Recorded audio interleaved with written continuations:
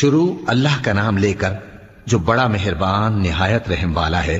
اللہ کا حکم یعنی عذاب گویا آ ہی پہنچا تو کافرو اس کے لیے جلدی مت کرو، اور یہ لوگ جو اللہ کا شریک بناتے ہیں وہ اس سے پاک اور بالاتر ہے۔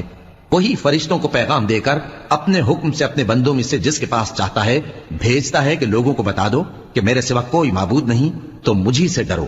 اسی نے آسمانوں اور زمین کو حکمت سے پیدا کیا، اس کی ذات ان کافروں کے شرک سے بلند و برتر ہے۔ اسی نے انسان کو نطفے سے بنایا مگر وہ کھلم کھلا جھگڑالو بن گیا، اور مویشیوں کو بھی اسی نے پیدا کیا، ان میں تمہارے لیے سردی سے بچاؤ اور بہت سے دوسرے فائدے ہیں، اور ان میں سے بعض کو تم کھاتے بھی ہو۔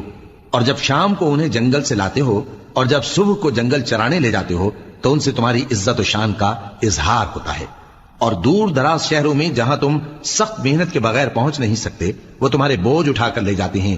کچھ شک نہیں کہ تمہارا پروردگار نہایت شفقت والا ہے، مہربان ہے۔ اور اسی نے گھوڑے اور خچر اور گدھے پیدا کیے تاکہ تم ان پر سوار ہو، اور وہ تمہارے لیے رونق و زینت بھی ہیں، اور وہ اور چیزیں بھی پیدا کرتا ہے جن کی تم کو خبر نہیں۔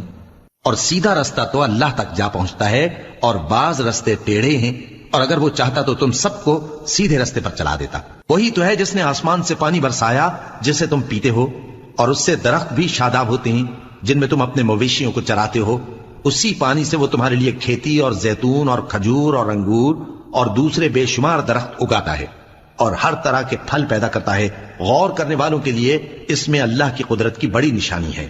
اور اسی نے تمہارے لیے رات اور دن اور سورج اور چاند کو کام میں لگایا، اور اسی کے حکم سے ستارے بھی کام میں لگے ہوئے ہیں۔ سمجھنے والوں کے لیے اس میں بہت سی نشانیاں ہیں۔ اور جو طرح طرح کے رنگوں کی چیزیں اس نے زمین میں پیدا کی سب تمہارے زیر فرمان کر دیں۔ نصیحت حاصل کرنے والوں کے لیے اس میں نشانی ہے۔ اور وہی تو ہے جس نے سمندر کو تمہارے اختیار میں کیا تاکہ اس میں سے تازہ گوشت نکال کر کھاؤ، اور اس سے زیور موتی وغیرہ نکالو جسے تم پہنتے ہو۔ اور تم دیکھتے ہو کہ کشتیاں سمندر میں پانی کو پھاڑتی چلی جاتی ہیں، اور اس لیے بھی سمندر کو تمہارے اختیار میں کیا کہ تم اللہ کا فضل معاش حاصل کرو اور تاکہ اس کا شکر کرو۔ اور اسی نے زمین پر پہاڑ بنا کر رکھ دیے کہ تم کو لے کر کہیں ڈولنے نہ لگے، اور ندیاں اور رستے بنا دیے تاکہ ایک مقام سے دوسرے مقام تک آسانی سے جا سکو، اور رستوں میں نشانات بنا دیے۔